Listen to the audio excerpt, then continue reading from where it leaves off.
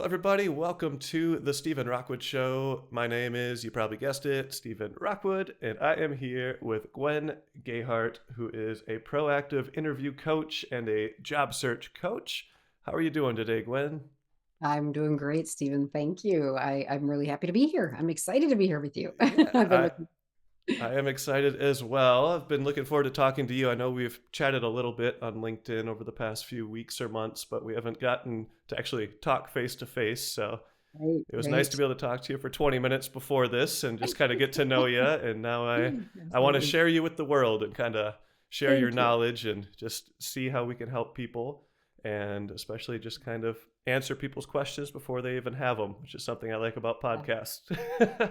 definitely, definitely. That's what I listen to them for. Yeah, for sure. So, Gwen, let's just get a quick background on who you are and how you got to the place you're at and just kind of what you like to do as far as business goes. Absolutely, absolutely. Happy to. I started, frankly, started my career as a psychotherapist, Okay. which is might sound like what? That was way over here. Um, it's funny because apparently I had a knack even, early on for, well, at least that's what my clients have always said is hearing what people are not saying, Okay. which sounds a little strange. I mean, I've heard that so many times that it actually struck me as odd. I was like, Yeah. what are you talking about? But apparently that ability to listen for, what people aren't saying, kind of the questions they want to ask or, challenges that they're struggling with. And then having the nerve to bring it up, Yeah. to ask him about it actually.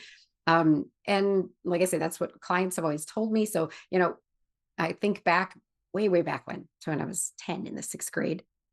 And we had to do a project, as usually at some point, I'm sure everyone's done that. Hmm. A project of what do you want to be when you grow up? And I remember at the time even thinking I wanted to go into psychology. But I didn't realize till years later, I was digging through some old school books and notebooks and stuff. And I found the notebook from that class. And on the top of the first page, you got to realize this was pre-internet days. Yeah. I'm dating myself there, but at the top of the first page for that project was written the American Psychological Association address. Oh my gosh. So from age 10, I mean, at least from age 10, I've known that I wanted to go into psychology, because what made people tick really, it was something that really, I clicked with that. It just, I really wanted to understand that. I was fascinated by it. So, I mean, it sort of dictated or led the way for me, all the way through. And I, how people think, how they make decisions, how they influence other people. It's always been such a fascination for me. And so, I spent 17 years in psychotherapy. Okay. Loved it, absolutely loved it. But I've had several career transitions since then. And, from teaching psychology in the university to sociology and psychology, to which I love, Yeah. watching light bulbs go on over people's heads, to building talent acquisition teams and programs. I mean, a lot of program development, to leading hiring teams at Fortune 500 companies, helping people transition into new careers. Everything I've ever done, I've realized that there's always been kind of one common thread, and that's just helping people get where they want to go.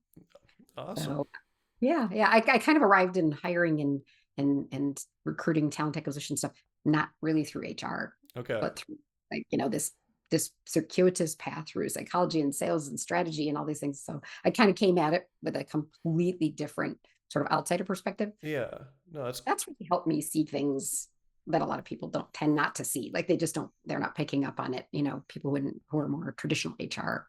yeah, for sure. And I feel like a lot of companies, like even ones that I've worked with or consulted with, they use the marketing team as a hiring team now as well. And they actually don't even send a lot of the leads or a lot of the applicants to the HR team. They actually have the marketing person who was like making the job description and pushing it out. They actually have them do the initial screening call because they're like, Yeah. Yeah, like, exactly. you know what we're looking for. Right. Right. And you work Mhm. here, so you kind of know You know what the you need. culture fit and things. Hmm. So that's very Absolutely. nice. And I've done quite a bit of like hiring on the marketing side where they, even for jobs that I like when I work for a construction company, I don't drive, these huge heavy equipment vehicles in the Mhm. field.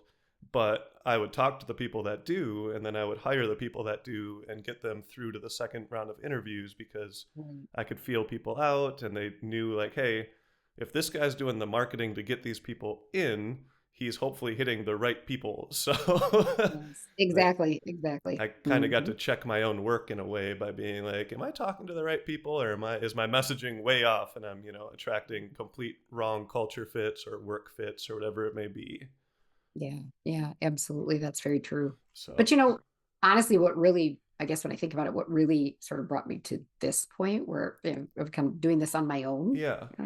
people, it's kind of a, I guess I don't know, but there's a story behind it. Um, Several years ago, I laid off. Okay. My position was eliminated. Actually, they didn't replace me, but I built a talent acquisition program for a company, and I was laid off like I don't know 8 weeks before Oh Christmas. my goodness. Yeah, perfect timing, right? Yep. Which Perfect. a lot of the clients that I work with now, that's where they're at. Mm-hmm. And I mean, it's always very painful and shocking, when you get laid off. And I mean, whether it's because of, positions eliminated, or they're just, deciding that randomly that you're a poor performer. Mm-hmm. Oh, you gotta love Yeah. that. Thank So, thank uh, Zuckerberg. yes, exactly. That's right. That was about as bad as it comes. Yeah. But there is some, I think that's a whole separate thing. We'll have to talk about that as a future podcast episode. We'll have to Yeah, dig for into sure. later. But I mean, I was a single mom. I didn't have any other source of income. So it was like, oh dear God, what do I do now? Mm-hmm. And when I really thought about it, I mean, I tried kind of the typical, kind of follow the same path everybody else does. But then I started realizing that like I'd seen the other side of it. Like I'd seen how hiring was done and like how it worked and most often how it didn't. Yeah. Like it was just so ineffective. And and I realized that I had started kind of putting together these little pieces of these kind of pressure points, these areas throughout the process where the candidates actually had the opportunity to influence and exert some control over it, to kind of Mm-hmm. direct it from the outside. And so I started using it. I kind of put it all together and realized that all these pieces together sort of made a puzzle and of a system. And so I actually started using it, and almost, I mean, like literally within a couple of weeks, um, I started seeing traction. And by Christmas, I Yeah. mean, literally less than 8, I mean, because that by this time I'd already been, kind of doing some other things and gotten a couple of interviews, but nothing really panned out. And so once I started actually using the process, I mean, literally within a couple of weeks, I, started getting, I got a couple interviews and literally landed a leadership role at a Fortune 500 that more than doubled my salary all before Nice. Christmas. Yeah. Yeah. It's, which So, is and I, which is crazy in itself because December and January, as far as hiring goes, is usually impossible because everyone's absolutely. on different time frames and they're taking vacations on different times. So it's never you never get everyone you need in the room at the same time. That's So exactly right. It can be very challenging. And that's often, a lot of, if from an internal perspective, they'll often say, oh, well, we're not going to worry about it. We're just yeah, going to push it off till December or till January or whatever. December is too crazy. Nobody's ever able to, meet to interview or anything like that. So yeah, yeah, you're absolutely right. And in fact, the company, I didn't start with the company till mid-January. okay. They backdated my contract and paid me to do nothing for 2 weeks. Oh wow, that's nice. Yeah, That's very exactly. Elon Musk of them. He just did that to a bunch of people too. Exactly. I was like, okay, I'm, I'm that's guessing how the you do letter it. you got was nicer though. It probably didn't say you Yes, must be here at yes. tomorrow morning at 4:22 a.m. That's right. That's right. No, nothing like that. Thank goodness. Yeah. So, But that brings me to my first big question for you, which I feel like could probably take an entire podcast if we wanted to. But how much has hiring changed in the past like 10 or 15 years that you've seen? Because you kind of came in from a different point yeah, before, and now you're seeing it from the other side, or probably just a higher level than most people would see it from. yeah, So, from what absolutely. you've seen, how has it changed? The good, the bad, the ugly? Yeah, you bet. Well, yeah, that probably could be a whole, but I'll try to keep it within the confines of Yeah, this just like 3 to conversation. 5 hours or so, and we're good. Exactly. Yeah. How much time have you got, Stephen? No kidding. No kidding. So, to be honest, it hasn't changed much. And that's kind of the problem. I mean, it hasn't changed probably in the last 40 or 50 years Okay. much. We're using, honestly, and that's, like I say, that's part of the problem. We're trying to use uh, a process that was that was invented or, kind of originated from the industrial age, like an assembly line sort of a process. Yeah. Trying to force it to fit into an information age, much more dynamic kind of a world now. There was a time when that process probably worked a little bit better because people were more commoditized. Hmm. They were considered tools. They were, human resources, right? Just like anything else. But when things were built, when they were assembled, you could kind of plug people in, pull people out, and plug them in with someone else. But when people were considered kind of like just that necessary resource. Though I will say, and again, this could probably be a whole nother podcast episode, that there was and still is a little bit of a nefarious element to it. Yeah. Because if you think about it, I mean, it's kind of like redlining. Um, do you think it's coincidence that the bias towards hiring, kind of the best candidate, which everybody defines as, that translates to like someone who has completed at least a 4-year degree, right? Yep. Who has or has had or intends to have, kind of a linear career path, always moving up the ladder, right? Yep. And who's, of family supporting age, that kind of thing. That just happens to describe kind of the average white guy. Yep. So that still occupies such an outsized, kind of space in hiring, Yeah. even now, so there is an element of that is, there's an underlying element of discrimination there for Yeah, sure. So, for sure. Which oh, brings me to a quick question yeah, to interrupt before I let you finish yeah, the no, go rest of your ahead. thoughts. So I'm a millennial, and most of like the people I work with are Gen Z, millennial people I hang out with. And one thing I've like heard them say and talk about is they don't really care about climbing the ladder. Like they're not in it for the corporate grind and to be there for 45 years and to retire. Most of them just want to like what they do and be able to go home and walk their dogs and play frisbee golf and do whatever they want, play pickleball. Absolutely, so, absolutely. so have Yes, you you're. so yeah, so is that something you've noticed with kind of your clients or the people you've Yeah, been talking to? for sure. Absolutely. There are definitely again, there's another podcast episode because generational differences in what people are looking for in their work, Hmm. what attracts them about the work, what motivates them at work, what, kind of management style they're looking for, and, what they're afraid of, all of those kinds of things is very different from generation to generation. There's Yeah. no question. And you're right. That's absolutely true. There's an element of they've watched for a lot of people in, your generation and, Gen Z people coming up behind, they've watched their parents give everything to work Hmm. and have seen that didn't always pay off. Yeah. That many times it ended up backfiring, or they ended up getting kind of kicked in the rear end for it. Yep. And in spite of all, they watched it. I mean, we grew up, my age, my generation grew up as sort of the latchkey kids. Everybody talks about Gen X was, the forgotten generation. I Yeah. don't really, but and I didn't, frankly, my mother usually stayed home, Hmm. so we were lucky to have that. But they so we felt like, no, we wanted to make sure that we, worked hard, got ahead, kind of chased that dream that we were sold by our parents. Yeah. And it didn't really pan out Yeah. necessarily. And so your guys, your generation and the ones behind have watched that happen and said, I didn't get my parents much, or, my parents, it didn't pan out for them. So, I want to make sure that I've got time to do the things I want to do. Yeah. My dad always had this perception, or kind of this kind of a mantra almost. He would tell us, do what you have to do to make a living, during the Yeah. week at work, and you do what you want to do when you're not at work. Yep. And that wasn't the way we were raised. We were raised with, figure out what you love to do and then find a way to get paid for Yeah. Fair. it. Yeah. That So it sounds great, but that doesn't necessarily it's always pan out. yeah, Yeah. it's tough. Yeah. I had a high school science teacher, funny enough, nothing to do with money or economics, but he Right. called money fun tickets. And he said, all you need in life is enough fun tickets to have the fun you want to have. So he goes, as soon as you find something that you get enough fun tickets for doing, do Mhm. that thing, leave that thing when it's done, and then spend your fun tickets on fun stuff. Exactly.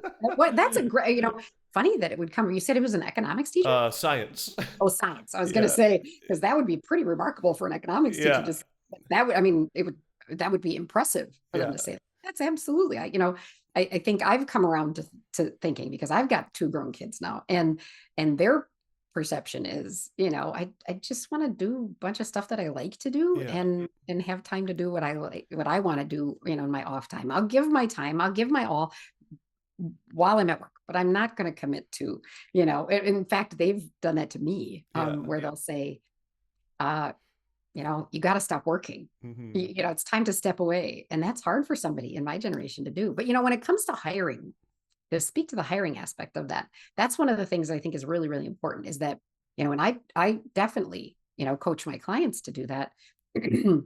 That idea of, you got to get clear about what you want, Yeah. and what does balance look like, Hmm. no different than, say, like, if you're single and you want to get into a relationship or something like that, you're looking, to date or whatever. It's really important to get clear what you want the relationship to look like Yeah. before you really go looking for a person. Yep. Don't define what the relationship is going to look like by what the person looks like. Yeah. You Yeah. have to define what that sort of the container that holds it looks like first. Yeah. And so when you define what I want, okay, I want to be able to leave work. I mean, who hasn't? If you Yeah. do knowledge work like we do, I just said it last week. I was like, you know, every now and then I get this dream where I'm like, I just want to go be a cashier at the grocery Oh store, yeah. like be able to leave my work behind. Yep. It doesn't come home with me. I don't have to think about it over dinner or at night. I'm not working on things late, stuff Yep. like that. But Yeah. I think it's time that employers recognize that it doesn't work like that. I mean, when you think about it, what do people, they go to hire, they say, well, we don't know, this person's, 60 years old. Hmm. If we hire them, we're going to have to, hire again in 5 years. Yeah. 30 somethings don't stay 5 years. What are No. you talking about? Yeah. Well. You're these old, thoughts, these old, sort of frameworks Hmm. to a process that doesn't apply anymore, Yeah. Yeah, no, that's a very good point. And also, that job probably asked for 500 years of experience in some random tool, and someone that applied is 510 years old. And they're like, oh, you're too old, but we need someone with that much experience. Yes, exactly. Well, we've all heard those stories about, I know I've seen it actually posted by the person who actually posted it originally, that, I invented this technology, Yeah. and I'm seeing job posts that say, I invented it 10 years ago, and I'm seeing job posts that say need 15 years of experience in Yeah. it. It Yep. didn't even exist back then. So Yep. it hasn't even existed that long. So excuse me, Yeah, yeah. I feel like that happens a lot with AI. I've seen quite a few job postings where it requires like 5 or 10 years with open AI, and you're like, that has been around for 4. So, Right. Exactly. That's exactly true. good And it's luck. it's absolutely absurd. It's Yeah. absolutely absurd.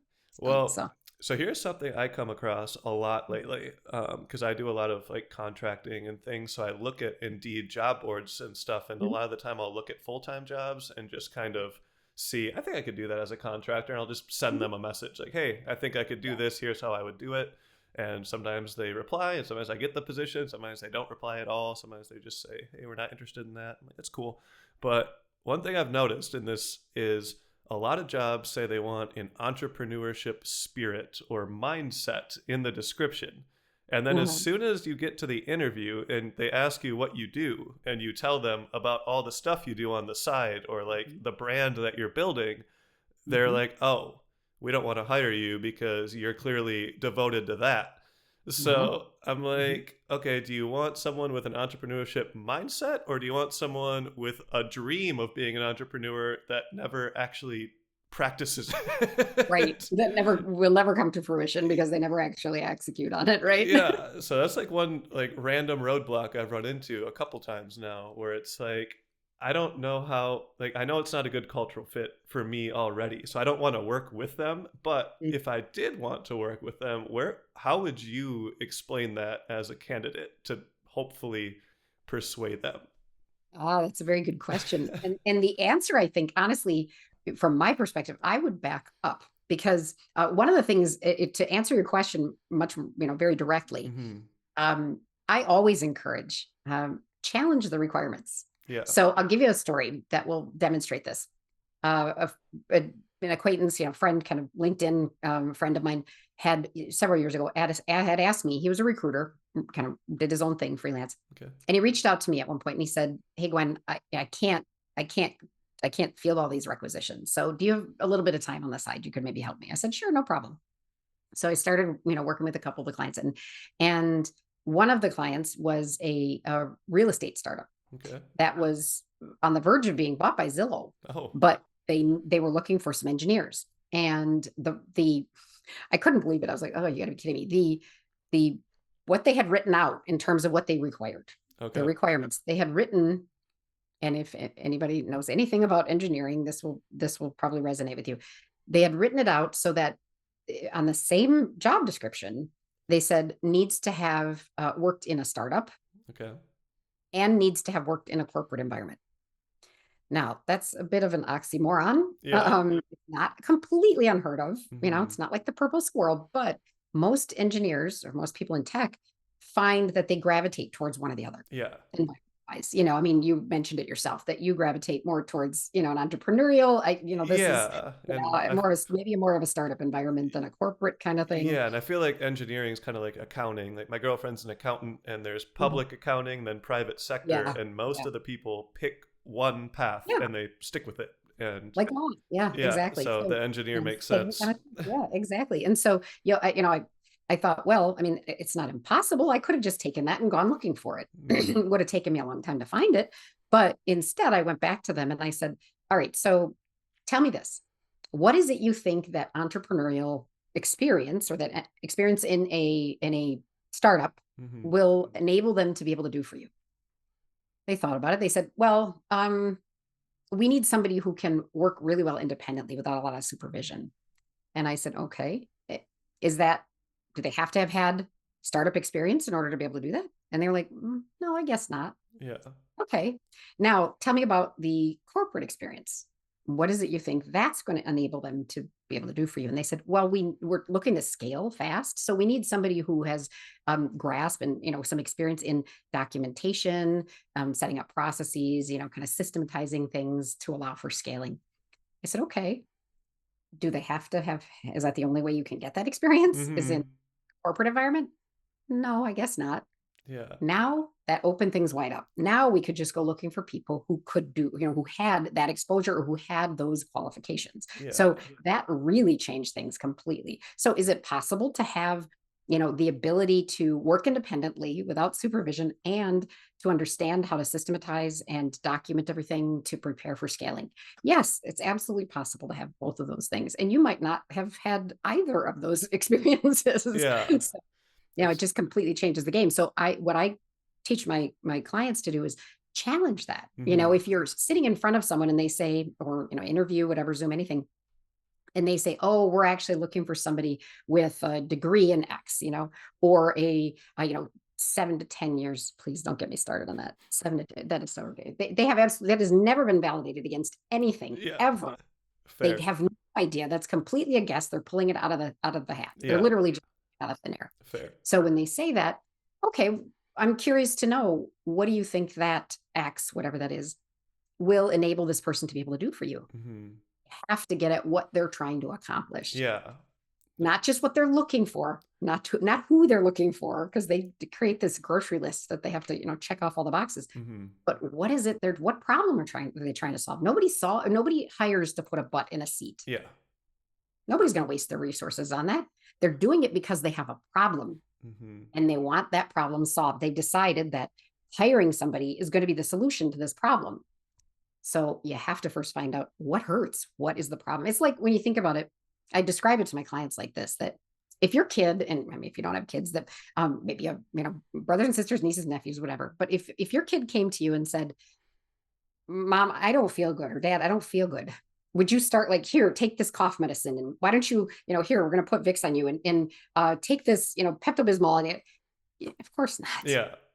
You'd start by asking them what hurts, what's wrong, Yep. what's bothering you, what doesn't feel good, tell me your symptoms, basically. Yep. No, Same thing exactly. as when you go to a doctor, right? Yeah, as you say, I went to the Mhm. chiropractor for the first time in years, like a month or Yeah, so ago, because yeah. my shoulder was so out of place. And Oh, I yeah. went, and before they touched me, like they literally spent an hour, hour and a half doing like a physical examination, x-rays, just Mhm. like stretching and just like range of motion tests. And Mm. then they just sent me home and they told me to come back in 2 days, and then they would actually fix me up a little bit. But they wanted to make sure that they were the right people for it, because they wanted to make sure it wasn't torn or something. And Exactly. then they also Exactly. wanted to make sure that like they were focusing on the right area, because even though Yeah. my shoulder hurt, that might not actually be the cause of the pain. It might be from somewhere else in my body, and that's just, I Referred feel back. it here. Absolutely, absolutely. So a good practitioner of any kind is going to first find out what hurts, what's the problem, what is it you need? Because anybody that's looking to hire, whether it's a chiropractor, Yep. because that is a hire, or a plumber, or or vice president of marketing or whatever it is, Yep. anybody that's looking to do that is trying to solve a problem Yeah. doing. S- But in hiring, we don't share the problem. yeah. Most of the time, we don't even know what the problem is. We haven't even defined it. Yeah. So I guess like in my mind, what I would do if I was a candidate, if I was applying to a job and they had a decent job description, and I think what I would probably do to prepare myself at this point, especially with the competitiveness of the job market right now, Mhm. is I'd look at their website and see how big the company is and see how many people are kind of in a similar role or in that department. Mhm. And Mhm. then I'd look at the job description and try and figure out what holes they were trying to fill. So Mhm. if it's a new position that isn't yet on there, then I'd be like, all right, Yeah. what Yeah. are they like? Where is this position going to land on the tree, like the employee Mhm. tree? Right, Who am I right. going to be working with on this org chart? But then Mhm. also, like, how can I present myself as the solution before they tell me what the problem is? Because I'm just looking at the job description and kind of figuring out what I think their problem is. Right, right. Well, and it's wise. I mean, chances are, if you're familiar with with the industry, you know your craft basically. Hmm. So, typically, if you know it fairly well, I mean, it doesn't have to be years of experience. It can be just insights that you've developed over time, or even over very little time. It's possible to look at the job description. Say pre-interview stage. It's possible to look at the job description and probably pick up on some industry trends, some different kinds of things. There are always cues, Yeah. almost always cues in the job description that might give you some insight into what they might be trying to solve. Hmm. They're very, very, very rarely explicit about it. Yeah. Here's the problem we're trying to solve. They don't look at it that way. Yeah. They think we're trying to fill a spot. Yeah, unless it's a You sales know position, the problem is we want more money. exactly. Bring us more money. Yes, and it usually does at some level boil down to make more money, which actually brings me to one of the things that I tell people to emphasize, especially in their materials, though, that's not necessarily what I am, what I talk about as much is, but really through their materials as well as the interview is the impact. Yeah. Not just when we say impact, truly the impact. And there's a little technique that I use called in psychology, we called it the downward spiral, sort of the so what. Yeah. So if you think of any responsibility you've had in past jobs, for example. Hmm. You can pick anyone out of the air and you ask yourself, okay, so this is what I did. Why was it important that I did that? What would have happened if I hadn't done that? Was Hmm. there something bad that would have happened? And it can literally be brought down to, say, one example I use often is like, say, a bartender. I've been a bartender in my life many Nice. years ago, a few different times. Good money in that, that's for sure. But Yeah. and it's a lot of fun if you like people. But so help put me through graduate school and that kind of thing. So, what's one of the responsibilities I had as a bartender? Make sure I cleaned everything up. I had to clean everything as spotless as you possibly could before leaving every night. Why did I have to do that? Because I wanted to know what would have happened if I hadn't. People could get sick. Hmm. People could get hurt. There could be accidents. If the floor is wet or sticky, somebody, broke a glass into the ice bin, whatever it is. So making sure everything was clean in that. But so what? Yeah. So it was clean. People didn't get sick. Nobody got hurt. Okay. So what was the impact of that? Why was that so important? Why did that matter? What did it do for the organization? Well, it reduced risk. So, reduce liability or Hmm. potential for liability. And how did that, apply? And it also strengthened their brand, Yeah. kind of the impression that clients had or customers had when they came in. And Yeah. I was gonna how did show that it. help? It shows that Yes, you care, I guess, to the exactly. You outside when they understand come the in. connection. Yeah. Yes, Yep. absolutely. You understand the connection between what you do in your little space however little or big it is, Hmm. to what their mission is, what they're trying to accomplish, basically. Yeah. Mm. Yeah, and I love the gym I go to. It's about 2 minutes away from my house here. It's Oh, underneath a mixed martial arts training facility. So it's just like this okay. underground 24-hour gym. But Yeah. I like it because there's no one on staff. You just have to walk in with a code, Yeah. but the owner comes in twice a day just to check Mhm. on it and Mhm. also just cleans. Mhm. Like he has a cleaning crew that comes in multiple times a week to clean the whole gym, but he comes in and he'll just vacuum or he'll just clean all the equipment by hand just because he's there. And I like that because I feel like, hey, this guy actually cares. Most gym owners, their goal is to get as many people to sign up as possible and as few people to actually come to the gym as possible. And Yes. he's actually like trying to make the experience at the gym nicer so people want to come to the gym, Hmm. which is Yes, super absolutely. It nice. means something to him, you know. Yeah, and There's he's that sense of, confident in his gym too because he doesn't have like a sales pitch. His website is super plain. It's pretty much just, "Hey, call me and we'll discuss you joining." And Fight he, Club. yeah, exactly. It's honestly what it's like. No one's heard of this place, and Yeah. it's on the back side of the Love building. There's this tiny rusted out sign that doesn't even say anything anymore at this point, and so no one has any idea what people are walking to that building it. for if they see them. And the first time I went there, I was like, "Am I going to get murdered?" But Yeah, right. but I Turned like out to be a good it. decision Yeah, for it turned you. out to be good. I met some of my best friends there actually now. But I like the way he approaches it as well. Is like he keeps his gym clean. He keeps everything nice. He has like the nicest members. His whole website is focused on the community of the gym. So it's just about how like being comfortable with each other or whatever it may be, and how and the whole website's just different shapes and sizes of people, which is nice. It's not like a hardcore bodybuilding gym, even though there's 3 professional bodybuilders who work out there and their coach is the personal trainer. And Wow. but they also have personal trainers for like the elderly who are just trying to keep moving. Nice. And then Nice. they just have just a plethora of equipment from powerlifting to cardio to just Mhm. standard strength training that you'd find at like a Planet Fitness. Right, But right. I like his approach because he just tells people. He doesn't try and sell them on the gym. He doesn't even meet them there. He just sends you a code when you talk to him the first time. He's like, "Hey, just use this for a week or two. Go to the Hmm. gym, test it out. Let me know if you need Hmm. anything. If you want to meet me, just text me. I'll come meet you at the gym and show you around." But he's like, just have fun, see how it feels. If you like it, let me know. I'll send you a contract. If you don't, no worries.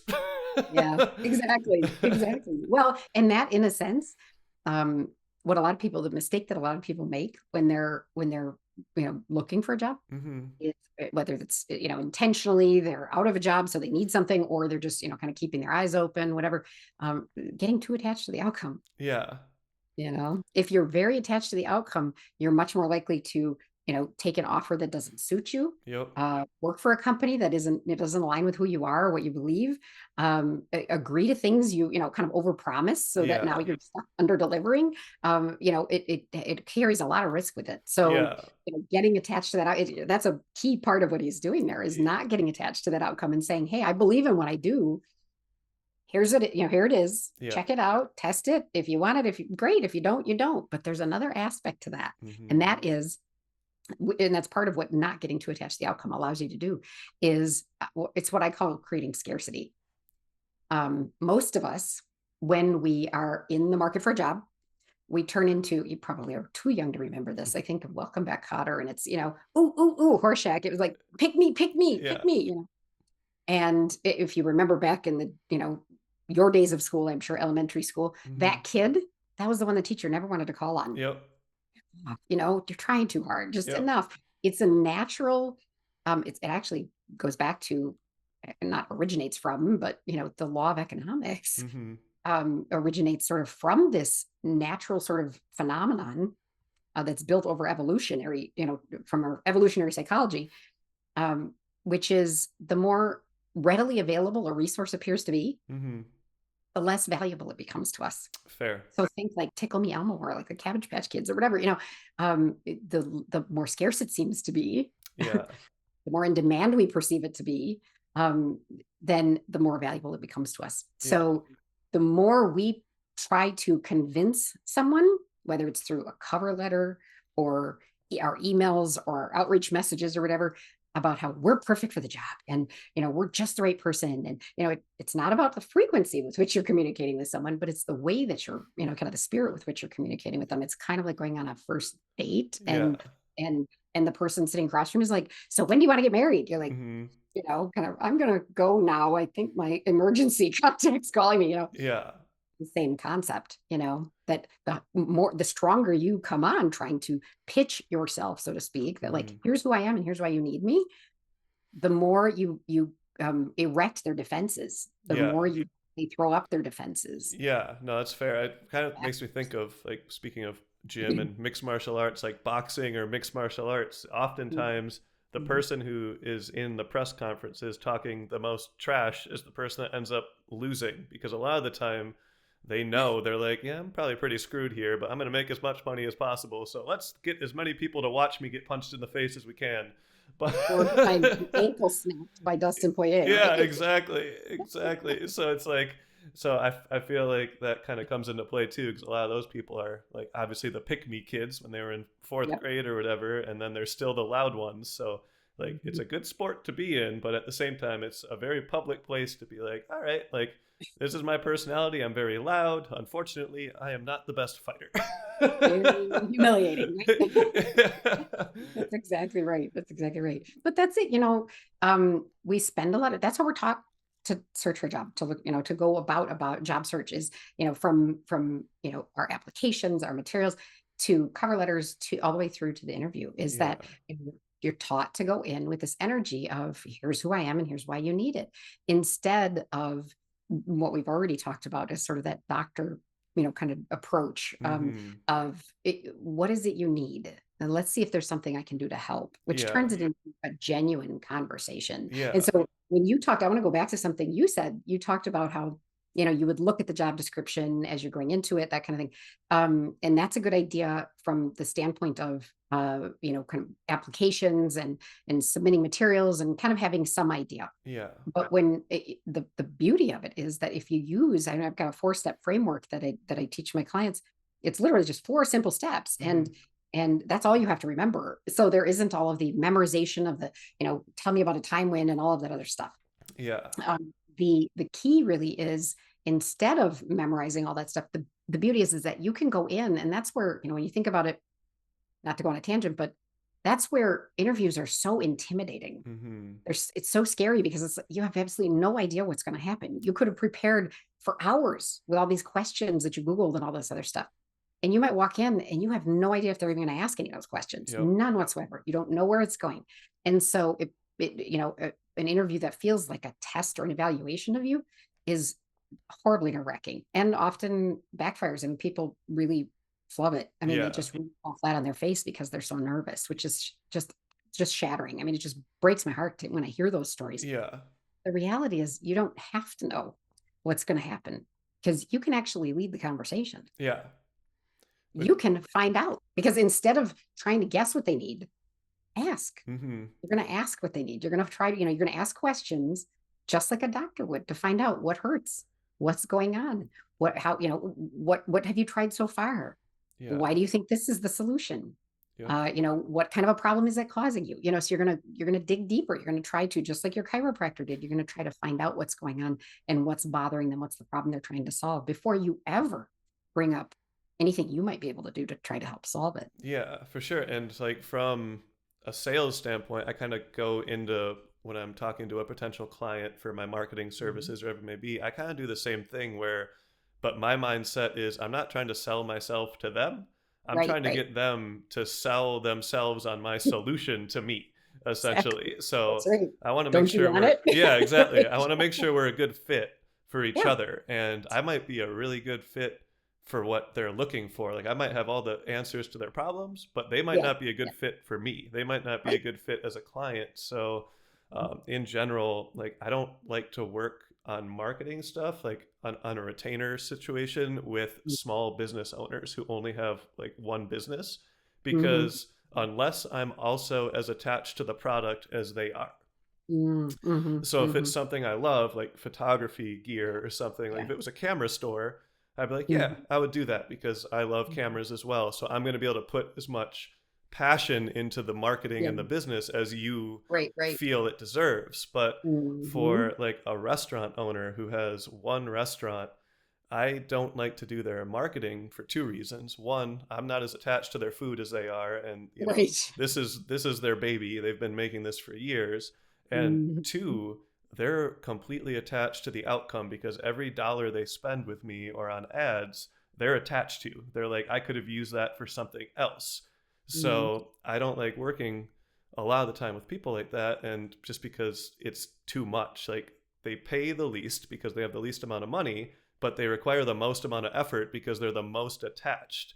And Absolutely. I understand why they're the most attached, so I can just be like, hey, I'm not a good fit for this one. So I'll Yeah. send you off to someone that can either give you the attention you deserve or who's just Right. cheaper so that you don't have to worry as much and you can, Mhm. I'll give you a good referral to someone that can do the work for 1/4 of the price and get you there, but Right. you'll be able to save the rest of that money so that you're not so attached to it that you can still do some Exactly. other stuff on your own. Exactly, exactly, absolutely. And I mean, when you think about it, that's what's so absurd about the hiring process in the first place. I mean, it's that power dynamic, that discrepancy in the power dynamic that causes that, that contributes to that anxiety that people feel when they go Yeah. into situations. And it doesn't need to be that way because here's the thing: I tell my clients they need you more than you need them. Yeah. They're the ones with the problem. Yep. They're looking to you to hopefully solve it. So why do they ask questions like? Why do you want to work here? I don't know that I want to work here. I haven't had a Yeah. conversation yet. It's kind of like, why do you want to marry me? Again, it's that, Yeah. kind of first date thing. Why do you want to marry me? I don't know if I want to marry you. I need to get to know you first, Yeah. Yeah. So, So would you say, as far as like the first initial screening call with a company, mhm, would you say mhm. that the person doing that screening call should be very informed on the role and the culture and the day to day around that role? Or is it okay for them just to be, hey, I'm HR, the sales team sent me this job description, and I'm talking to people. I don't really know much about the day to day. I guess Mhm. what would your recommendation be as far as who to put on the front line for those first initial meetings? Yes. On the front, I don't love the screening calls. Yeah. I think, your post, you talked about it in that post you did about hiring, and Yeah. and that really resonated with me. That it doesn't have to be that complicated. It really is quite simple. Yeah. And just basically, from my perspective, once you've defined, it's literally sit down and figure out what it is, what's the problem that you're trying to solve by hiring someone. Hmm. And once you've defined that, then the next step is just go look for somebody who can do that. Yeah. It's not complicated. Yeah. It's really not. So adding, and that was, I was going to mention that when you asked about what's changed, Yeah. the one thing that has changed about hiring is they've added a lot more tech to it. Hmm. So personally, I think technology killed recruiting. I mean, it killed the hiring process completely. Hmm. What it has done is I mean, there are reasons that's been added, and I can speak to that, but the point is that what it's done is it has complicated things. It's overcomplicated things. It's added extra layers. Yeah. And a lot of what it relates to is, they've done this. They've implemented technology, AI, all these other things, screening, video screening calls and all these things, like automation, uh, to, in theory, to try to make the recruiter's job easier. Hmm. Okay. Because they have all of these candidates. Well, if they had before technology, they didn't have all of these candidates Yeah. because if you didn't live locally, if you didn't live nearby, if you didn't hear about it or see a sign in a window or see it in the newspaper, you didn't know that it existed unless somebody, like I say, told you about it. Yeah. You walk into the establishment and, everybody couldn't do that. Hmm. There weren't thousands of people across the entire United States or world who could, kind of raise their hand and throw their hat in the ring and say, oh, me. Yeah. But they created their own problem by, these job boards that reach so many millions of people. And, they basically, oh, I can get my job out to all these hundreds of thousands or millions of people. Well, yeah, you just created another problem for yourself. Hmm. Now you've complicated it more. And each layer of technology that they've added to try to solve the problem has only made it worse. And so, I mean, it extends I mean, why Oh, on they're earth should so it long. take, why should it ever take 90 days to Yeah. hire somebody? Yeah. No, You know? I've had processes start in September and end at the end of January before. Like, and I'm like, this is insanity. The fact that there's still people Absolutely. in the pool that care Yeah. enough. I'm like, Yeah. that's Right. great. Yeah. And so what you're talking about there is actually speaks to something that's really, really counterproductive for companies when Mm-hmm. they handle hiring that way. Because here's what happens: there's something, if you've ever heard of it, something called the paradox of choice. Mm-hmm. It's a phenomenon that Yep. we think that the more choices we have, the more options we have, the that the happier we're going to be. We Yeah. want choices. We want choices. We're all about choices, right? But is that the reality? I mean, I just posted about it today. I like shopping. I hate grocery shopping. I go to Aldi. Fair. I don't go to Aldi as much for the prices. I Yeah. mean, price is nice, but that's not why I go there. I go there because I can get in and out of there in half an hour. Mm. I have no decisions to make. Yeah. I don't have to pick from, 20 different varieties of peanut butter or six different varieties of milk or whatever. I milk there. Okay. Yeah. Peanut butter there. I'm done. It's so fast. I Mm-hmm. love it. It doesn't wear me out. And so, that's where, because of all of these, they've created this technology, these solutions that were supposedly supposed to make life easier for them. Now they've collected all of these options. Yep. Well, they have to try to sift through these options, and they have no idea, especially because they haven't defined the problem. Yeah. They have no idea how to filter through these options. So that's when they start leaning on things like degree, years of experience arbitrarily, Mm-hmm. where somebody lives, or some of the more, like age, or, all of those kinds of things. They Yeah. start, did somebody chew gum in the interview? Yeah. The most ridiculous LinkedIn conversation I I I've ever have a seen. ridiculous one to add to this one. Okay, I I gotta had hear a this. CEO that did an interview with someone, Uh-huh. and when the guy left, I said, "How'd it go?" And he goes, "He was really nice. That was a really good one. He's definitely a good fit, but he walks too slow, so I'm not going to hire him." And I said, "What?" He said, "No, he walks too slow. I don't trust anyone that walks that slow." I was like, fair enough, but that is the most absurd thing I've ever heard in my life. And it was a desk job. I was like, it's not like you're He's not not even trained. gonna be walking. Yeah, he's not like a coach or a referee on a basketball court. Like, Oh my God. And it's so true. Like I yeah, say, one of the most ridiculous conversations, discussions that I saw ever, it was in a recruiter group on LinkedIn. Somebody had posted like a poll, or like a question. A candidate comes in chewing gum, comes yeah, into the interview chewing gum. Would you hire them? That was no context. That was it. This conversation, it could still be going on. I don't even it know. probably It was is. literally went on for months and months and months. And every now and then I would pop in there and I'd be like, what is wrong with you people? And I would literally say that, what's wrong with you people? Yeah, Why does that matter? You could be sitting across, maybe they had garlic for lunch and they don't want to offend you. yeah, You have no idea. Number one, you have no idea. You might literally be sitting across from the person who is the perfect solution mm-hmm. that can solve your problem better than anyone else in the world. And you turn them away because they were chewing gum. Do you not trust your own, or believe in your own leadership, or, kind of management capabilities to simply say, it's kind of frowned on. It's distracting. Do you mind spitting out the gum? Yeah, What is the big deal? yeah, But that's why they come up with these random, ridiculous reasons, all of these disqualifiers for people. And none of that matters. yeah. None No, of it it matters. doesn't. Yeah, I'm always blown away just by the lack of emotional intelligence by a lot of hiring managers and like those Yeah. frontline people. Where I've Mm-hmm. been in interviews where there's multiple people in the room, and I can read all the people immediately, and I'm like, all right, yep, I can see who's vibing, who likes this part, who likes that part, and then the interviewer is just completely clueless, or they're just Yeah, robotic, and they don't absolutely. like feed off energy, they don't feel energy. It's like they approach every single meeting the exact same way, and Right. that's Right. something that is like a immediate non-culture fit for me because Yeah. I just give out the same energy that I feel from the environment I'm in, whether Mm-hmm. I'm doing Mm-hmm. public speaking or a podcast. Like the way I talk to you is going to be different than the way I talk to someone else on a podcast, probably because I can feel your energy and I just kind of, Mm-hmm. I enjoy the energy that you give. So I'm going to be a little more animated or louder or whatever it may be during our conversation. Whereas if I'm talking to like my grandpa about fixing a car, Yeah. I don't know what I'm doing, so I'm gonna Right. let him talk, and I'm not gonna be that invested. I'm just gonna be like, "Grandpa, what the heck's a carburetor? Right. Go." Yeah, exactly. Exactly. There's going to be the dynamic back and forth that you might have with other people. Yeah, Yeah, so exactly. I feel like a lot of these people that are in these roles for hiring, I don't know if if they thought they wanted to be in that role or they just ended up there somehow, but it just blows my mind how they just don't have people skills, and they're the ones that should have the most people skills because Hmm. especially when there's like 6 rounds of interviews. I always tell my dad because my dad also is very emotionally intelligent. I'm always like, if you can't pick someone after meeting them twice, you are in the wrong profession, because Uh-huh.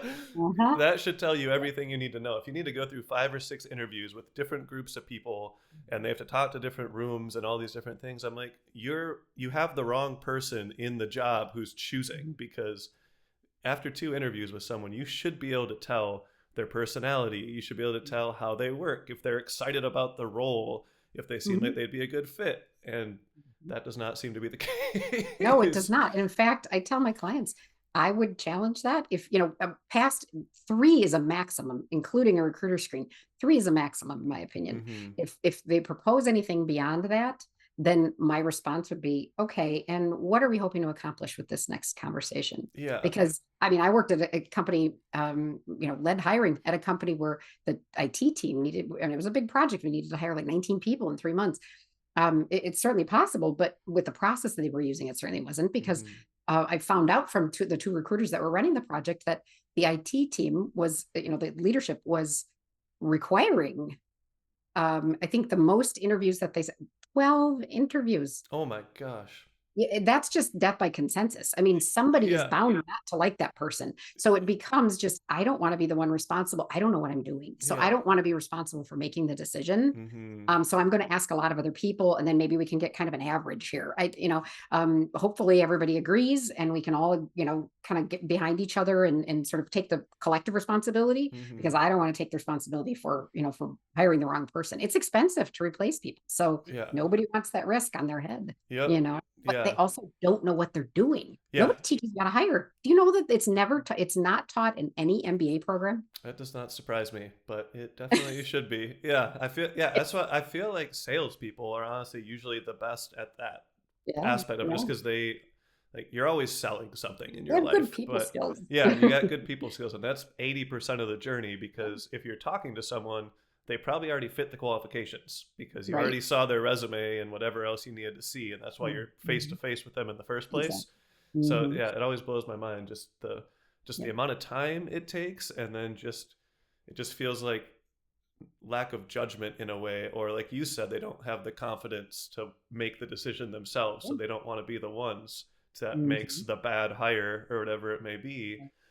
At my last position, I was in the middle of the marketing department, so there was one person Mhm. above me, and Mhm. she hired our first assistant without me in the meetings, and the assistant lasted 4 months, and she would have lasted 4 weeks if it was up to my boss, because they just Yeah. just wasn't a good fit, just didn't work in any Mhm. capacity. So then we Mhm. rehired for the role, and we used a recruiter this time, and they sent us some video interviews that people had just like a, I guess like a video cover letter, where they Mhm. just said like, hey, my name is Steve and I just graduated from UMD and Gotcha. I'm looking Mhm. for a marketing position or an admin position or something. Yeah. Yeah. um, Mhm. she's like, oh my god, there's so many of these. So I was like, well, let me watch them. So I Mhm. watched them and I chose one person out of the 20, and I said, I just want to Mhm. talk to her. And my boss Yep. was like, oh, I don't have her on my list, I only have these 4. And I'm like, well, okay, let's do your 4, and then let's just hire the one that I chose, because that's going to be the winner. We'll just have her come in after and just tell her she got the job. And my boss laughed. And then she did the first 3 interviews with my boss's choices, and they were super nice people. They just weren't fit for the role. Most of them were actually overqualified, and they were like Mhm. straight up wasting their time, because Yeah. they had these ambitious like marketing goals, but they were applying for an admin position that had zero to do with marketing. Right. Um, and then someone came in, the one that I chose, and immediately the room lit up, and they're like, "Oh, she's like a really good communicator, and she's excited to be here." And just the way that she responded to emails and texts, just on her way to the interview, was Mhm. very, not, I wouldn't say professional. It was just fun, and it was like, that's the Yeah. person that you want on the front lines of your business. Yeah. And Yeah. after one interview, my boss was like, "All right, should we have everyone come back that we liked for another interview?" And I was like, "No, she So why? clearly is the one." Mhm. And Mhm. I keep she's, looking. yeah, and those two are still running that department together 2 years later, Fantastic. and it's like, I told you. So Yeah, exactly. Well, and I can speak to, similar kind of experience that I had. It's funny. I When I was working at, Fortune 500, I had just started, and you wouldn't believe how many times I would get calls in my office, and I literally had just started with the company, yeah. hiring managers that would call me and say, can you almost like whispering, like, can you teach me how to interview? Can you teach me how to hire people? And I'm Yeah. like, are you serious? But they'll get those kind of standard guidance, tell me about yourself, sort of behavioral, questions and stuff like that. But those are really pretty useless. So, they don't tell you that much. So, and they certainly don't revolve around the problem. Hmm. So I had gotten a call from one of the hiring managers who he was in wealth management. Okay. He had he reached out to me and he said, I just feel like the recruiter that we're working with just isn't getting what we need. Hmm. It's not working. I said, okay, let's meet. So we went and I took the recruiter with me. We went and met with him and his team. And I asked him, the key question, what is it you need this person that you're going to hire? What do you need them to be able to do for you? What are you hoping they're going to do for you? He said, well, I inherited most of the book of my book of business from my dad. Okay. And I eventually, I mean, I've grown it. I built it. It's a good, solid book now. And I want to be able to pass it off to somebody else eventually. But I need somebody who, I've got A paper, like A clients, and then I've got B and C clients who are Hmm. they just don't have a lot of money yet, or, they're still building their wealth. I need to put most of my attention on those A clients. I don't, that's where my focus has to go. But Hmm. I need somebody who can handle trades when I'm out, with those clients when I'm giving them more attention.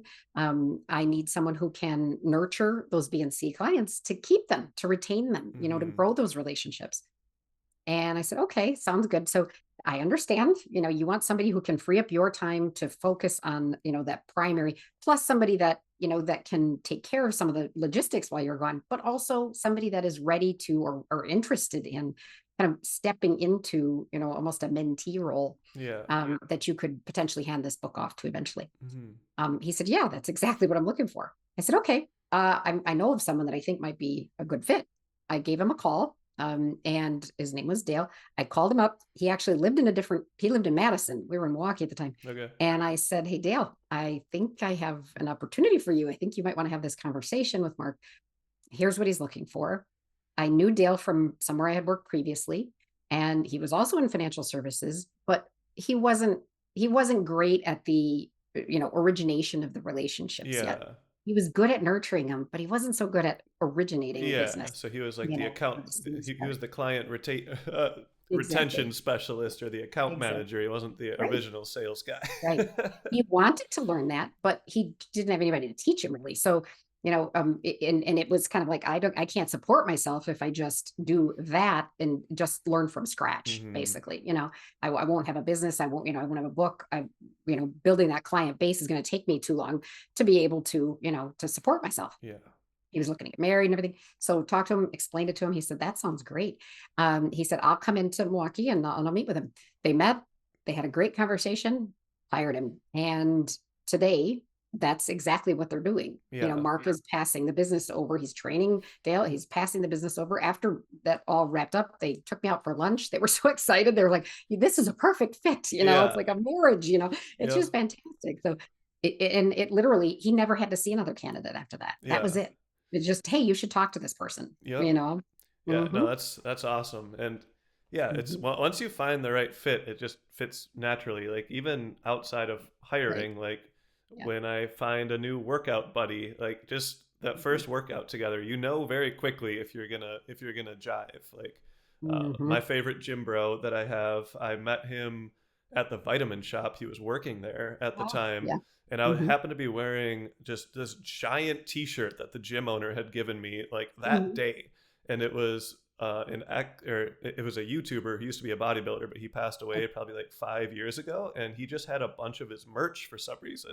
So he was Mm. just giving it away to gym members. So I just had this extra large T-shirt on with this guy's face and my the guy working at the vitamin shop named Zane, which is a crazy name, but he's one of my good friends Unusual name now. for sure. Yeah, yeah, he's one of my good friends now. But he saw my shirt. He's like, dude, I know that guy. Where'd you get that shirt? And I was like, oh, the gym that I go to down the road just gave it to me. He's like, what? What gym is that? So I told him. He's like, dude, I'm signing up right now. And he literally calls the owner, says, hey, can I get a membership? And the guy's like, yeah, sure. And then he's like, all right, dude, I get off at 5. Want to go work out? I was like, sure. So then I went and worked out with him. And we just became super good friends. And now he lives a block away from my girlfriend where I'm at most of the time. So Mhm. We just talked 2 days ago because he moved, so we stopped Yeah. working out together. But then he moved closer, so we just Oh, talked the other night on the phone for like 20 minutes, and we're just mhm. deciding on what gym we want to join together because it's like, hey, Good.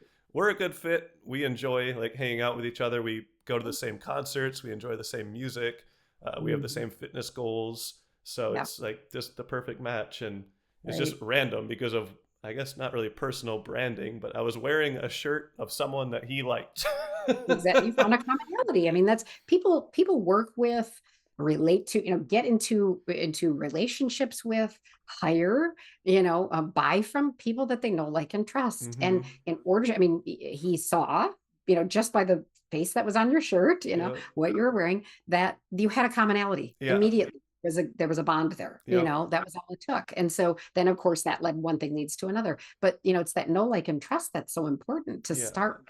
And that's something that's honestly, so absent Yeah. in the higher hiring process, Yeah.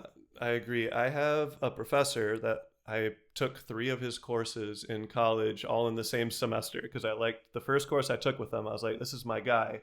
So I Yeah. took 3 courses with him in one semester, and he's marketing and sales, but he's mostly sales. He had a career in sales his whole life, and he loved storytelling and emotional Mm, intelligence. He never yeah. actually told you how to sell. It was just how to read people, how to like have a conversation flow. And I've actually talked to his class a bunch over the years and got some interns and done some um, hiring from his classes. And I'm actually working on his new podcast with him right now, and he'll be on this one eventually. Um, Great. but his final project in his sales course was something that I feel like everyone should do if they're working in any capacity, because he would always say, you sell to everyone no matter what you're doing. Like all day you are selling. You're selling yourself, you're selling yourself on something, like whatever it is, you're always in that mindset. And his final project was, it was everyone in the class sat in the back, and then there was 2 desks in the middle, and you had to meet with another student who was going to buy from you, and you had to sell them, like, I don't remember what we were selling. I think it wasn't a pen, thank goodness, Right. but we had to sell Yeah, yeah. them, something. But the catch was, he had given the student that you're selling to a note card that said how they're going to behave, and Mhm. then if they're going to buy in the end or not. So, Okay. and it would say how many times you the person would ask to close the sale before you could actually say yes. So sometimes you could never say yes. Sometimes the answer was just no, I'm not going to buy from you. Mhm. And then the project was graded based on how well the seller judged the situation and your personality to see if they gave up at the right time, where they left the door open, or if they nagged the person so much that they're like, oh my God, even if I wanted your product, I would never hire Definitely you. don't know. Yeah. Exactly. So Exactly. I really Because it's liked a that. people business, Yeah, exactly. So it's just a great way to kind of measure emotional intelligence on an actual Mhm. graded scale, because we talk about emotional intelligence all the time, but there's no like way to rate it or grade it really usually. So it's just like, hey, they're good with people. And you're like, oh, cool. Yeah. They're good with people. What does that mean? Well, when you think about it, sales is a people business, just like hiring is a people business. Somebody Yeah. said once, commented on a LinkedIn post, I think it was mine, but I don't remember, doesn't matter. But they said that HR is a people function. And I said, HR is not a people function. HR is a process function. Yeah. It's definitely not people, but hiring is a people endeavor. And it's something that sadly has been lost. When you talked about, you kind of had that vibe with someone, whether it Hmm. was hiring a candidate or just somebody you bumped into at the vitamin shop. You have a sense, you just kind of know. Hiring decisions, whether we want to admit it or not, hiring decisions are made based on emotions. Yeah. And then what they do is they do the same thing you talked about. They develop this, okay, this person is a good fit for me, or this person is, I like them, I can kind of vibe with them. And then they spend the rest of the time trying to confirm it. Yeah. Like what their actual impression is. We tend to think that that's a bad thing. That Hmm. that you know like that's going to promote bias and that kind of thing. It's important to be aware of those things for sure, but it's not so much about keeping it robotic, Yeah. where there's scorecards and everybody's got to fit in on these little boxes and all of this other stuff. Yeah. It's not so much about the process as it is about acknowledging that it's about emotion. The reason it's driven by emotion is because they have a problem they need to solve. Yeah. So there's underneath there, whether it's, they have to stay late to pick up extra work because, there aren't enough, they're understaffed, or, which might mean they're missing kids' softball games, or they're not able to go out to dinner with their wife or their husband or whatever. There's a pain there that it's causing them. And the person sitting across from you. And if you can get to, kind of that digging deeper, if you can get to what kind of a problem, you went to the chiropractor because your shoulder was hurting. But what was that problem was that causing you? Maybe you couldn't lift. Maybe it was, making you miserable and you weren't feeling like doing things. Maybe it was interfering with your ability to get ready for work on time or whatever. There's a reason. There's a reason why, okay, now it's bothering me enough. It's caused me enough problems. I have to go get it addressed. Yeah. And that's where people who are hiring someone is, are looking to hire someone, that's where they're at. It's causing me a problem enough that I have to do something about it. Yeah. So if you can dig to get that information, I'll tell you, I always think of Mike, somebody that, a client of mine, he'd been laid off for 10 months and he'd been getting, second, third, sometimes fourth interview. And then he'd still get rejected in the end. And he started using the framework that I teach, and literally next interview, first round, got an on-the-spot interview. Nice. Or an on-the-spot offer. Nice. Yep, absolutely. And he was like, God, I wish about this 10 months Yeah, ago. exactly. Yeah. He's like, I wasted a lot of time and a lot of potential income, doing it this way instead of doing it this way. And it's, Fair. I mean, that happens a lot. And what's weird is what happens, what I find, it honestly, it surprised me. Yeah. When I started doing this, kind of a little more intentionally last fall, was how many of them, the people that have implemented it, have come back and told me this very similar story where they'll say, I think of Karen, she started, because I got an online course, she started the course, and I have an email flow that goes out, so 7 days later, an email, once they sign up, 7 days later, they get an email from me saying, how's it going? You have any questions, any challenges? And she responded to that email and she said, she had moved from, I want to say it was Maryland to South Carolina, I think, to be near family. They wanted her nearby. Okay. And she was probably in her 50s, I don't know, something like that, 50, approaching 60. She had many years experience, but was kind of like, I don't know where to begin, Yeah. So she had gone to an interview. She said, I just had to tell you this, Gwen. I haven't even finished going through all the material yet, through the course, but I went to the interview. I thought it went really well. When it ended, he said, the hiring manager said, we have a couple other people we need to, that we're still planning to interview. And next week, we should have an answer. She said, I was on my way driving home and I got a call from a number I didn't recognize while I was still driving. I didn't answer it because I was driving, but when I stopped, I called the number back. It was the hiring manager, made me the offer. Oh my goodness. That happens over and over and over again, where I think it's just sort of knee-jerk reaction that the hiring managers automatically say, oh, we'll get back to you. Yeah. And which you can actually influence that as well. But, that's also part of she hadn't learned that part yet. So, but they walk away and the next day, they're like, oh, I'll hear in a week. And then the next day they get an offer. Yep. So, I mean, it surprised me, honestly. It really did surprise me how fast it happened, like how what of an impact it can have so quickly, because it's so different. It's even that in and of itself sets it apart from anything anybody else is doing. Yeah, no, that's awesome. Well, I have probably 50 more questions for you, but I'll try and narrow it down to like one or two here. So one is, how do you feel about like personality tests as part of the hiring process?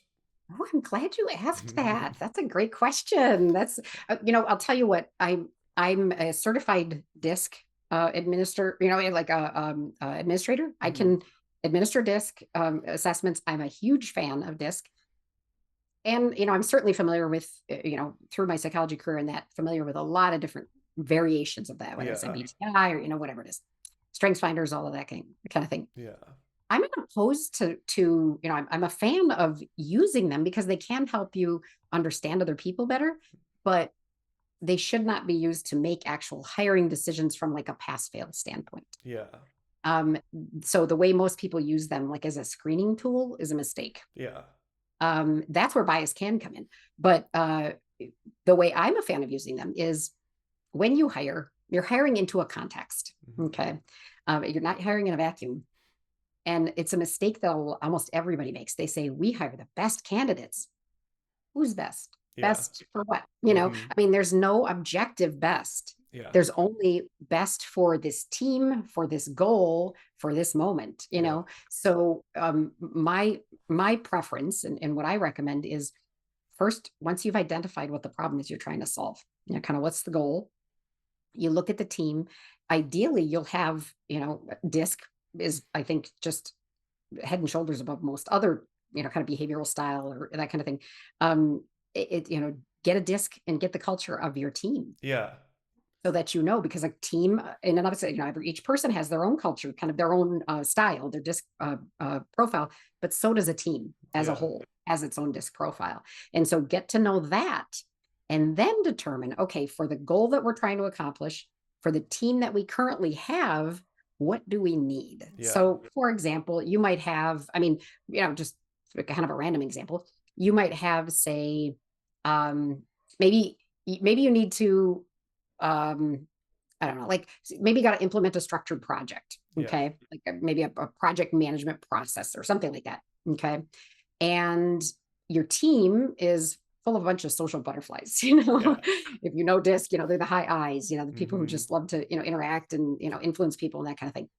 But they're going to invest more in their relationships than they are in the actual, you know, tracking tools and, you know, keeping, you know, adoption of these new things and stuff like that. So it might make sense for you to look for someone who's maybe more of a C, Yeah. who's going to actually, you know, they're going to be more detail oriented and process oriented than people oriented, to kind of balance some of that. Yeah. The flip side of that, maybe you've got a team full of, you know, very kind of bean counters, you know, sort of data driven, want to make sure that they have all the accurate information, you know, they're very into the details and that kind of thing. But Mhm. maybe you're trying to launch a product Yep. and, you know, there's kind of sort of move fast and break things, or, you know, kind of rapid iteration and you know, ship it quickly kind of a thing. You might need to bring in someone who balances that out, maybe somebody who trusts their gut, who's a high D on Yeah. desk and is ready to go. You know, let's get things moving. Let's go with our gut. Let's just keep going. We can always, you know, ask for forgiveness later. We can always make changes. Let's just move forward. We don't need to be perfect. Done is better than perfect, you know. So there are those elements that need to be factored in when you're using, you know, that's the ideal way to use kind of those types of profiling tools. Yeah, well, I have a real life example of that actually. So Oh, I'd I'm love to glad you hear it. mentioned product development because, funny enough, I was the marketing manager at a marketing agency for 6 years, and Mhm. 4 years in, they introduced a personality test for everyone. And it was funny because I was in the room with the CEO, the COO, and the CFO. And they were like, Mhm. "Hey, Steve, can you take this?" And I was like, sure, but I already know what I'm going to be." And they're like, "What?" And I was like, "I'm going to be this." And then I said, "And the CEO, you are this. COO, you are this. CFO, you are this." And they're like, "Those are all right." I was like, "I know. I know you guys. I don't like, I know how you work." So, but it was And I'm nice. sure that's panned out for you. Yeah. You know, that has helped you in terms of, you know, your ability to read other people really makes a difference. And it's something that I talk to clients about. You know, I'm like, if you really, you know, that can benefit you even when you're going into an interview, Yeah. to be able to pick up on who this other person is. Because I'll tell you a super quick story here. I Yeah. had one of the, this is when I was a coach. One of the, it was the fastest deal I've ever done. I stumbled, you know, I was going into it. That was back in the days of sort of in-person networking. We went for coffee. I was Yeah. meeting somebody for coffee, and they introduced me to this other person, John, who they happened to be meeting with. And they said, "Oh, you guys should, you know, you should get together." And I'm like, "Yeah, it'd be great to meet you." We exchanged cards, whatever. I mean, within 5 minutes, he'd already sent me an invite. He just left, you know, Yeah. but he'd sent me an invite to meet. And so I left that meeting scheduled for the next week with him, and I'm on my way to the coffee shop to meet with him the following week. And I'm about 10 minutes, you know, it's like 10 minutes till the time we're supposed to meet. And I'm like 2 minutes away from the place. And I get a telephone call in the car and I answer. "John here," he says. And I'm like, "You called me? Yeah. Who answers the phone like So that?" Or, funny. you know, that was weird. And he said, I said, "Hi, John, how you doing?" He said, "Are you here yet?" And I'm like, "It's not even time to meet yet. Yeah. Calm down, dude." So I pull into the parking lot. It was a nice April day, you know, rare in Wisconsin. Yeah. He's sitting outside on the sidewalk at a table. I parked like across the parking lot. He Hmm. got up, met me halfway across the parking lot. Yeah. He couldn't even wait for me to get to him. That's so funny. Okay, I'm picking up on all these cues, right? We get to the table, sit down, and this is what I get. And it was kind of visible. I mean, like he pushes back, he goes like this. He goes, here's what I got. I got it. And he starts launching into the situation. And he's like, can you do that? Yeah. I said, yeah, that was it. Signed the deal. And Nice. I ended up becoming his coach too. So Yeah. uh, if I had gone into a lot of details, if I had gone into all the things I could do, and I would have lost him. Yeah.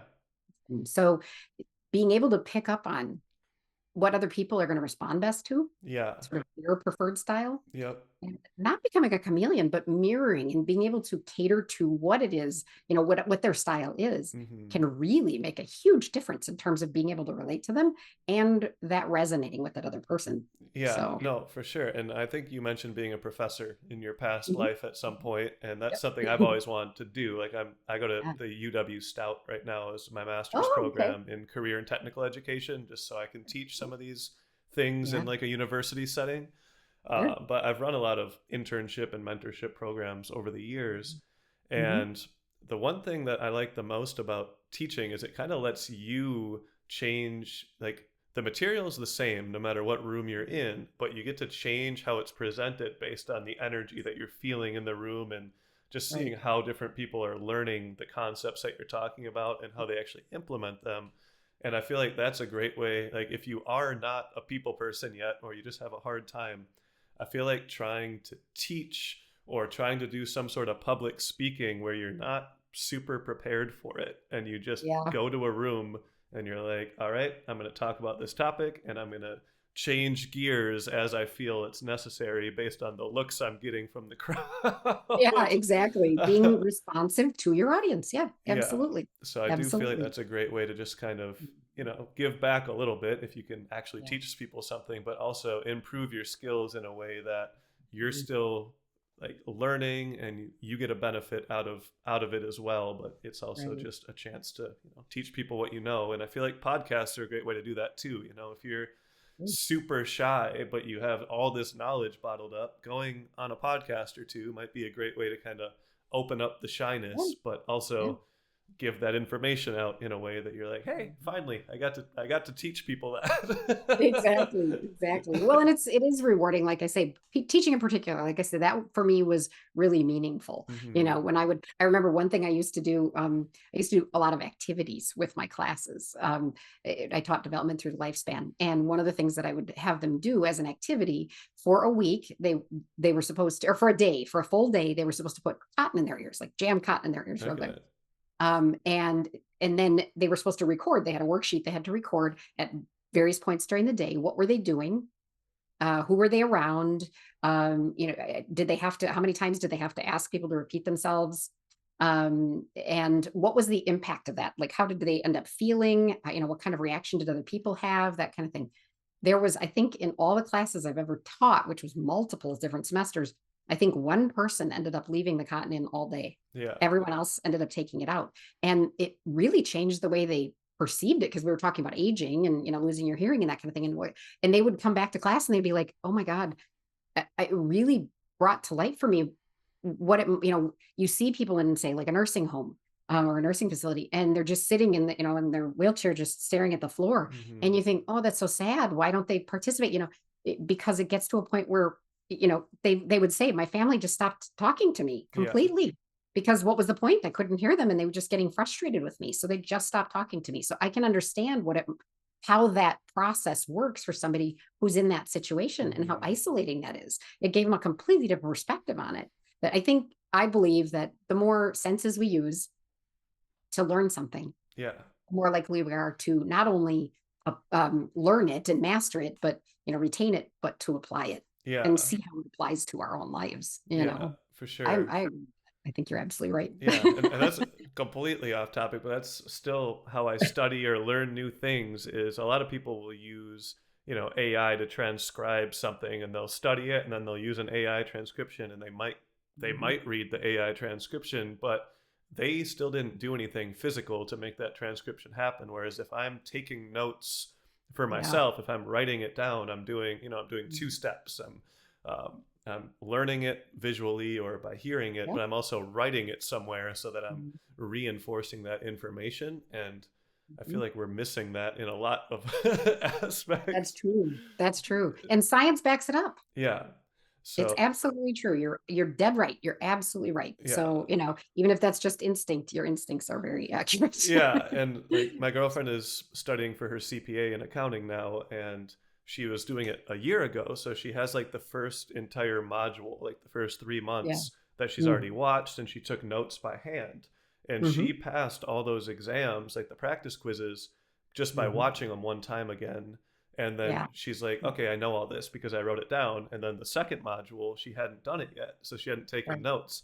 And she's like, Hmm. yeah, there's no way I'd be able to pass it this time with this method because I don't have that reinforcement in me already. So even though it Right. had been a year since she revisited it, she remembered that way stronger than she remembered the stuff that she watched 10 minutes ago. Yeah, absolutely. Without a doubt, because it needs to be committed to obviously long-term memory. It needs to be, your brain chews on it. Yeah. It doesn't just, it's stored there like a file cabinet. It needs to be chewed on. It needs to be digested and, incorporated into, your worldview and, your actual work that you're doing on any given day, throughout the day. So, it has to be digested. And that's, again, it's sort of all the different ways that you can interact with material, something new that you're learning. The more ways that you can interact with it, whether it's a physical kind of activity or writing it out by hand and stuff like that. Yeah, it is lost, and sadly, but it's going to help you retain it and apply it. So Yeah. yeah, for sure, absolutely. I got one more question for you, and then Okay, I'll let you go for today, and no then I will problem. definitely have you back I'm because having I'm such a good me as well. I think I have like 45 more questions for you. I'm not kidding. So Next. I'm gonna narrow it down to one, Okay. and it's just kind of an actionable one. So Sure. we've talked a lot, kind of on both sides here, for hiring managers, HR, and the interviewees and candidates. Yep. But if you had some advice for hiring managers or people posting jobs as far as what the ideal process would look like or the ideal pieces of that process, what would that look like to you if you could just be like, hey, I want all of my clients to go through this process to get hired because this is the best one. What would that look like? Absolutely. Well, number one is always going to be the same for me. Define the problem that you're trying to hire or that you're prompting, that's prompting you to hire. Define the problem, define the problem. I can't say it enough. Define the problem. Don't just say, I need to hire an account manager. I need to hire, a marketing coordinator. Define the problem, because you might find out, it could even save you money. You might find out that that's not the solution. Yeah. You have to make sure that way. And those are the times when the process stalls. They're like, well, we're rethinking it. Suddenly they've realized, oh, we went running in that direction to solve that problem, but it turned out that wasn't even the solution to the problem. Yeah. There's another way we could solve this problem, whether it's kind of reorganizing some of the current staff or existing staff, or possibly it's a platform we can use to take care of that. If they haven't given enough thought to what is the problem we are trying to solve by hiring someone, the entire process can fall apart at any point. Yeah. And it's extremely, I mean, you've seen it, I'm sure. It's all over the internet, certainly all over LinkedIn, where people complain, I got, 3, 4 interviews in, and then all of a sudden crickets. And they ended up coming back and telling me that they went in a different direction. Mm-hmm. Well, that usually means we didn't really know what we needed. Yeah. We didn't know what the problem was. We didn't define it. So, we have to back off because we really don't know what we're doing here, Yeah. And so, that would be number one, definitely be number one. I think, that whole aspect of identifying the culture of the team Mm-hmm. and aligning that with the goals that you're trying to accomplish, or that team is trying to accomplish, identifying sort of what's the missing puzzle piece from a culture standpoint, or kind of a behavioral style standpoint, and skill standpoint, I think is another key piece of it. So that you are focusing on hiring. People talk about hiring for culture fit. I worked at an organization that hired in its own image. Yeah. And they had a lot of people that stuck around for a very long time, but there were a lot of people that weren't working very hard, and a lot of people that didn't really care about the organization. Yeah. They just stayed because they got paid well and it was comfortable. So, there were the kind of people who weren't really risk takers, that kind of thing. So, it sometimes I get that, you want to align with the culture. Like we don't want to be so far apart that we're going to be butting heads all the time. Hmm. But the difference is that and all you do is hire in your own image, you end up with stagnation. Yeah. The entire culture, everybody's exactly the same. Yep. And, no matter who you're around, it's death by consensus, basically, Yeah. back to that concept. So making sure that you're hiring not just, hiring what your team needs or your organization needs, not just what it's comfortable with. Yeah, for sure. I actually So have a yeah, LinkedIn absolutely. post I'm working on about diverse teams. I already have the Mhm. picture. It's me with a bunch of stuffed animals all over me of different shapes and sizes. Uh, but yeah, it's about hiring diverse teams, and not diversity like people think about in the workplace these days, but Right. diverse as far as skill set goes and Yes. like the attitude that they're coming in with, because you do want someone there to challenge the status quo from time to time, or to Yep. push you to do something else. Even if it doesn't work, you still want to try stuff every once in a while, because if everyone's doing the same thing on the same page and the company stays the same forever, eventually someone else is going to come and surpass you, because they do have that person who's trying to innovate or fix Exactly. things or make it more efficient, and they're not afraid to, break a thing or two in the process. Exactly. Absolutely. I mean, it's absolutely proven that diversity of all kinds, whether it's Hmm. background or, how they learned what they learned or where they come from, whatever it is, diversity of all kinds, diversity of thought, um, drives innovation Yeah. for sure, without a doubt, because otherwise we become an echo chamber, Yep. and that's exactly what I experienced at that organization. So, that's a really, really key, very, very important for sure. So, the last thing I would mention is hiring for back in my day when I was in college. Hmm. They used to tell us. They used to tell us that 80%, as a fact, 80% of what you're going to do in your job, you're going to learn on your job. That's still largely true. Yeah. Yeah, I would agree with um, that. but employers don't treat it that way. They Yeah. want lateral hires. They want, oh, you've done exactly that, same kind of company, same size company, same, whatever, same function, Hmm. lateral hires. Those lateral hires tend to be, number one, expensive. Yeah. Number two, they tend not to stick around. They tend not to be as engaged. And those are the two things that, particularly the engagement and retention piece, are the two things that employers are complaining of most right now. Yeah. That they can't keep people engaged, that people are leaving too quickly, that they're not engaged in the process at work, they're giving their whole self to it, whatever. Hmm. So they try throwing more money at them or more perks or whatever, pizza parties, all that stuff. They can't seem to land on what it is, and what they don't realize, it's actually their hiring process that's doing it. Yeah. If all you're going to do is hire people who've done it before, those people don't have to try very hard. Yep. Yeah. They don't have anything to prove. They've already done it before. Yep. When you hire somebody who it's maybe a step or two ahead of them to do X, Y, or Z, somebody who has the right attitude, somebody who is ready to learn, who has potential, who has really good, what people call soft skills, you Hmm. know, problem solving, communication skills, teamwork, those kinds of things, they're going to learn it quickly. Yeah. And they're going to want to learn it quickly. They're going to put 150% in because they know they have something to prove, Yeah. and they're appreciating that opportunity. So they're going to be way more engaged than the person you hired that used to do that down the street at that other company that's your competitor. Yeah, and I think that that new person will also be more inclined to bring new ideas eventually too. Once they're confident in what they're doing, and then they'll probably find a different way to do it than you taught them, and they're like, "My way is Right. way better. What the heck is this?" Exactly. Exactly. That's right. You're absolutely right. And they bring that fresh blood and those fresh ideas. And, yeah, absolutely. Instead of, like you say, I used to say that all the time. That was sort of a mantra I kind of lived by.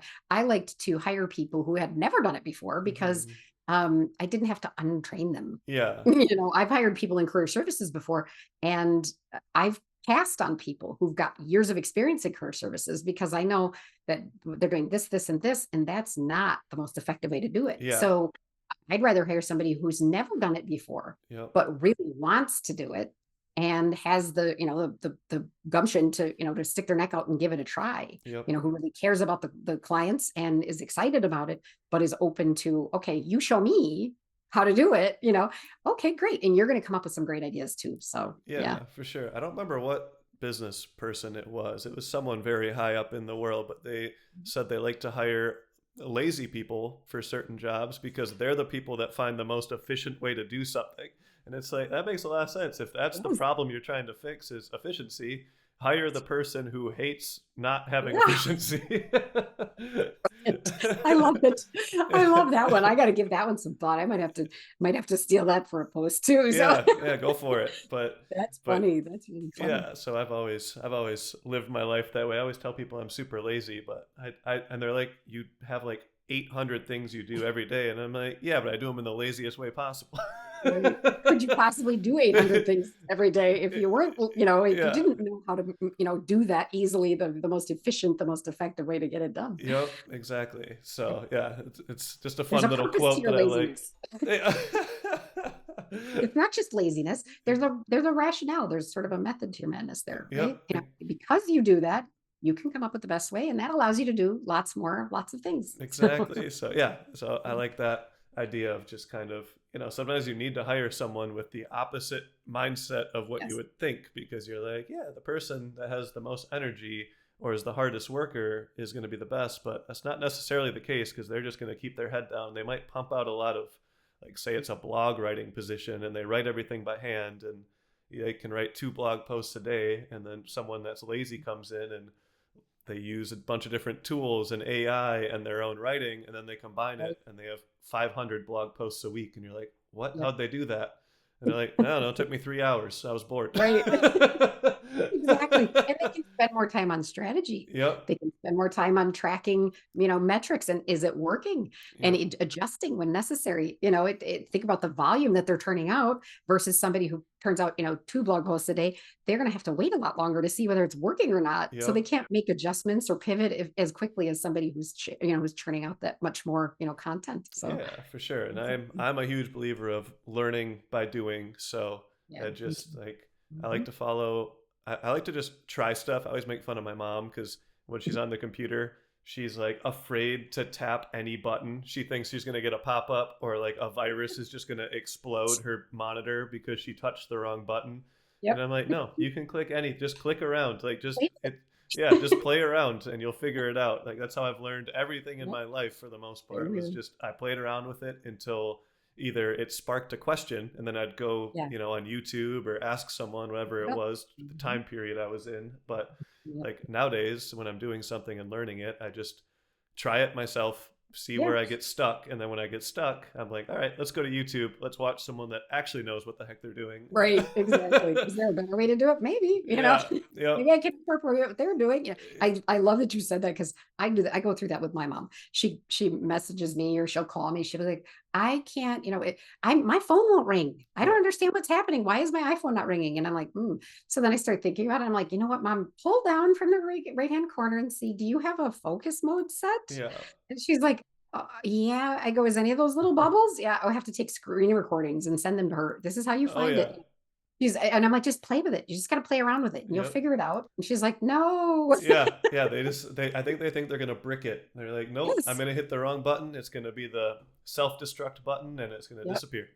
That's right. That's exactly right. So I'm 100% there. I know exactly what you're talking about. I remember years ago, and when we first moved here, we hadn't even moved into the house that we were building yet, to Florida. And my mother called me. They were going on a trip, and we had come as a family group. We had just gotten Spotify, Yeah, and she said, I want to download some songs onto my iPad so I can take it in the car because that doesn't have Wi-Fi. And I'm like, okay, that's fine. So I spent, I think, 2.5 hours trying to explain all this to her. My husband finally walked by and he said, just tell her to mail the phone and the iPad to you and you'll send it back. It will take less time. yeah. No It's kidding. so funny. So Yep. I poor, That is, God hey, bless her. yeah, that's a good solution. It's just do it Exactly. yourself. Exactly. That's right. Sometimes that's what it takes. Yeah, yeah. There was a guy that follows me on LinkedIn, one of my first followers that I kind of Mhm. interacted with quite a bit, and he Mhm. had taught his mom how to, I think it was reset her password on Facebook. And he Oh, said, I jeez. just taught my mom how to reset her password for the fourth time. I told her I'm never doing this again, so you better not lose it. And I said, how about you just write it down? He goes, that's a really good idea. So he just wrote it down, and he sent it to her in an email, and then he sent a physical thing, Like I Uh-huh. just like a piece of paper and said, Yeah. magnetize this to your fridge. Right, exactly. Have a tattoo on your arm. Oh. Yeah. Well, So and here I told you that story about my mother that she, I helped her figure out that she had focus mode set on. And she's like, oh, it worked. Thank you so much. She was thrilled. She's like, now my phone's going to ring again. And it wasn't maybe not even 2 weeks later. And yeah. it's happening again. It's not ringing. And I'm like, oh my Oh my gosh, like, goodness. look what I did. Yeah. Yeah. Bring out the sticky note. That's right. Exactly. Like you need a like a geek squad for seniors. Oh So yeah. That's so funny. for sure, for sure. Well, it was wonderful to have you here, Gwen. It's been a blast. It It's been so much has. fun. Thank you for I having I have me. no idea how long it's been, to be honest. So I it's don't know. we will find out in a moment. But Yeah. before I let you go, is where can people find you, or where do you like people to connect with you, or if they want to learn more about what you do, or if they need an interview coach or a proactive job search coach, or Absolutely. The best place to find me is on my LinkedIn profile. okay, So, Gwen Gayhart, very easy to find.